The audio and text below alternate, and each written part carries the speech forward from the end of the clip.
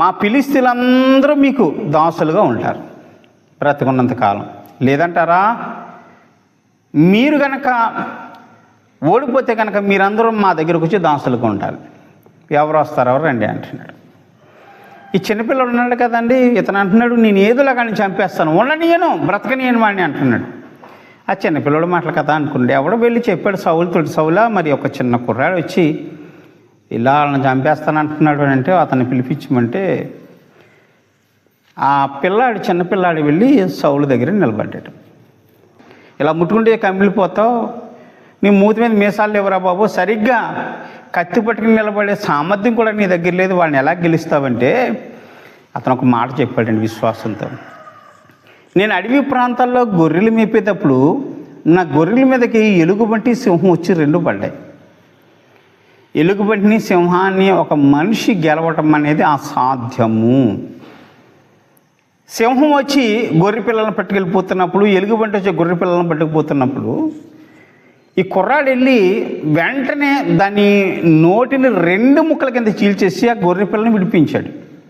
ఇదే విషయాన్ని సౌలు గారికి అతను చెప్పాడు. నేను ఆ గొర్రె పిల్లని విడిపించడం కోసం ఆ సింహాన్ని రెండు ముక్కల కింద చీల్చేశాను, ఎలుగుబంటిని కూడా చంపాను. నా దేవుడైన యెహోవా నాకు ఇచ్చిన బలము చేత ఈ కార్యాలు చేశాను.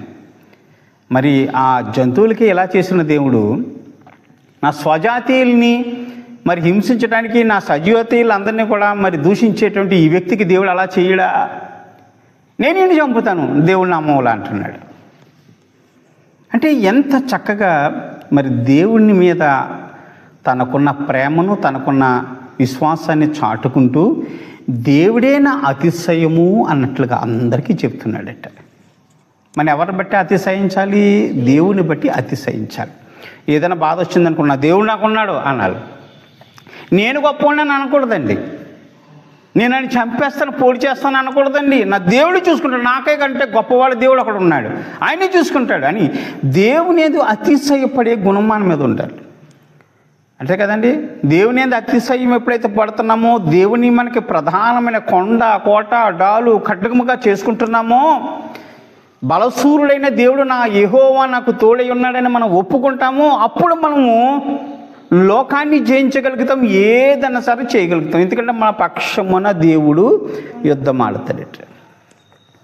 ఈ చిన్నపిల్లాడు చూసి అందరూ ఆశ్చర్యపోతుంటే ఆయన ఎలాగనగానే రాజుగారు, సరే నాయన నువ్వు వెళ్ళి ఇంత ధైర్యంగా చెప్తున్నావు కదా అని అతని ఒంటికి కవచాన్ని కట్టాడు, నెత్తి మీద ఆ శిరస్రావణం పెట్టాడు, చేతికో కత్తి ఇచ్చాడు, వెళ్ళి దెబ్బలాడ